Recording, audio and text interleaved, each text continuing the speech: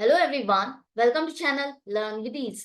आज का टॉपिक है dissolution of a partnership firm, जिसमें हम सॉल्व करेंगे question number 17 chapter 7 TS Grewal की बुक से class 12 accounts. Online sessions, online classes के लिए आप मुझे इस नंबर पर व्हाट्सएप कर सकते हो अपना नाम और क्लास।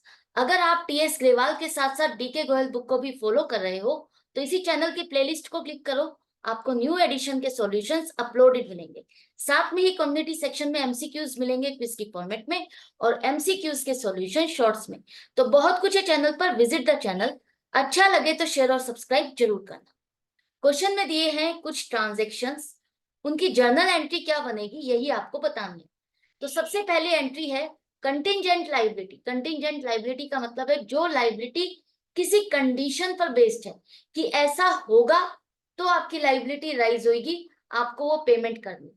तो कंटिंजेंट लाइबिलिटी है पोस्ट डेटेड चेक से रिलेटेड। एक ऐसा चेक जो पोस्ट डेटेड है, जो बाद की डेट का डला हुआ चेक है। जैसे कि आज आपको किसी ने चेक दिया लेकिन उस पर डेट डली हुई है 1 महीने बाद की, तो आप उसे एनकैश कब कर सकते हो? 1 महीने बाद ही एनकैश कर सकते हो, आपको 1 महीने तक वेट करना पड़ेगा। तो उस केस में क्या करते हैं कि हम बैंक में जाते हैं और बैंक को कहते हैं कि इसको डिस्काउंट कर दो, आज ही मुझे ये पेमेंट कर दो और आप इस चेक को रख लो। जब 30 दिन बाद जब भी की पेमेंट आएगी वो आप रिसीव कर लेना। तो इसमें बैंक क्या करता है, कुछ चार्जेस काट के आपको वो पेमेंट कर देता है।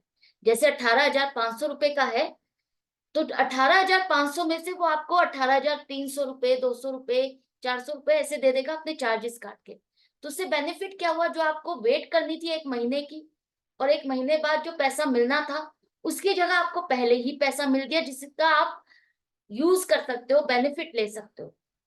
अब जब 1 महीने बाद ड्यू डेट आई और उस टाइम पर अगर वो पेमेंट बैंक को नहीं मिलती तो वो पेमेंट अब ड्यू हो जाती है आपके लिए कि आप उसको बैंक को वापस करो, रिटर्न करो। बैंक ने इसी बेस पर आपको पेमेंट दी है कि अगर ड्यू डेट पर उसको पेमेंट नहीं मिलेगी तो वो लाइबिलिटी आपकी है, आपको देना होगा। जैसे हमने बीआर और बीपी के चैप्टर में पढ़ा था क्लास 11 में, अगर कोई बीपी बीआर डिसोनर हो जाता है तो उस केस में जो डिस्काउंटेड बिल है वो लाइबिलिटी अब आपकी हो जाती है उस बैंक को पे करने की। तो आप बैंक अकाउंट को डेबिट करते हो और जिस डेटर ने आपको वो बीआर लिख करके दिया था तो वो बीआर अगर डिसोनर हो गया तो वो वापस से आपका डेटर में कन्वर्ट हो जाता है कि ये पैसा आपको इस डेटर से लेना है। आपको उस डेटर से पैसा लेना है, डेटर अकाउंट को डेबिट करोगे और बैंक को पैसा देना है, बैंक लाइबिलिटी बन गया तो उसको क्रेडिट करोगे। ऐसे ही करते हो ना। तो अब यहां पर देखो, यहाँ पर 18,500 रुपए के ऐसे चेक्स हैं, पोस्ट डेटेड चेक्स, जो कि आपने बैंक से डिस्काउंट करा के रखे हुए हैं। लेकिन एक चेक है 2,500 रुपए का जो कि ड्यू डेट से पहले ही इंसॉल्वेंट हो गया। उसका जो जिसने ये चेक आपको दिया था वो इशुअर फाइनेंशियली वीक हो गया और उसने डिसोनर कर दिया ये चेक। तो इस केस में बैंक आपसे कहेगा डिसोनर हो गया तो अब आपकी लाइबिलिटी बन गई, बैंक को पूरे पैसे देने की। 2,500 रुपए का डिसोनर हुआ है, 18,500 नहीं। कहा जा रहा है 18,500 के टोटल इतने चेक है, लेकिन 2,500 रुपए का एक चेक है जो डिसोनर हो गया, हमें उससे रिलेटेड लाइबिलिटी की पेमेंट करनी है। तो रियलाइजेशन अकाउंट डेबिट करो। ये एक तरह से अनरिकॉर्डेड लाइबिलिटी है जिसे आपने बुक्स में रिकॉर्ड नहीं किया हुआ। सडनली एकदम से आपका डिस्काउंटेड चेक है जो कि डिसोनर हो गया, तो अब आप इसकी पेमेंट करोगे। तो रियलाइजेशन अकाउंट डेबिट होगा, 2,500 रुपए पूरी पेमेंट करनी है, चाहे बेशक बैंक ने आपको उस टाइम पर 2,300 रुपए दिए हो, 2,400 रुपए दिए हो, वो चार्जेस आपका अलग से नुकसान है।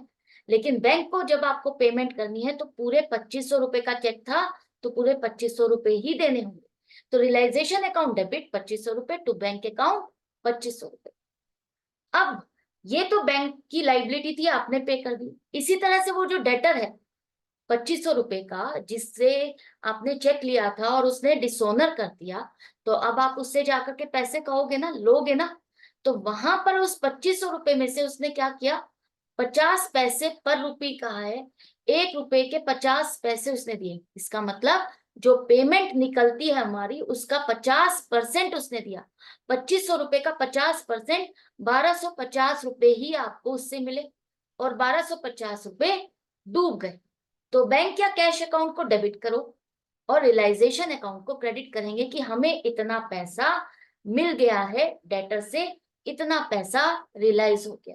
तो रियलाइजेशन अकाउंट में क्रेडिट साइड पे लिखोगे। इस एंट्री में आप कैश अकाउंट नहीं लिखोगे, बैंक को पेमेंट कर रहे हो तो बैंक अकाउंट ही क्रेडिट होगा। क्लियर है? नेक्स्ट है कि आपके कोई क्लेम फॉर डैमेजेस है 75,000 रुपए के।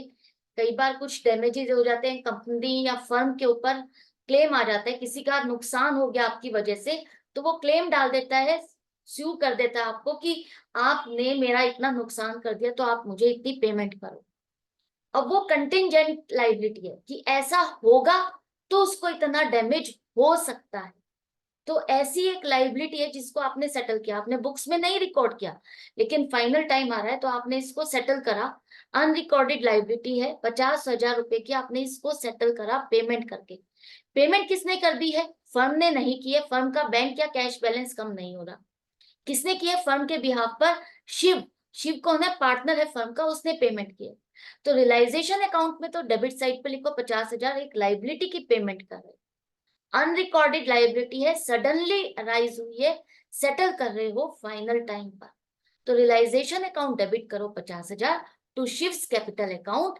इसको अभी पैसा देना है, फर्म इसको पैसा देगी, तो टू शिव्स कैपिटल अकाउंट को क्रेडिट करो। नेक्स्ट है 10,000 रुपए।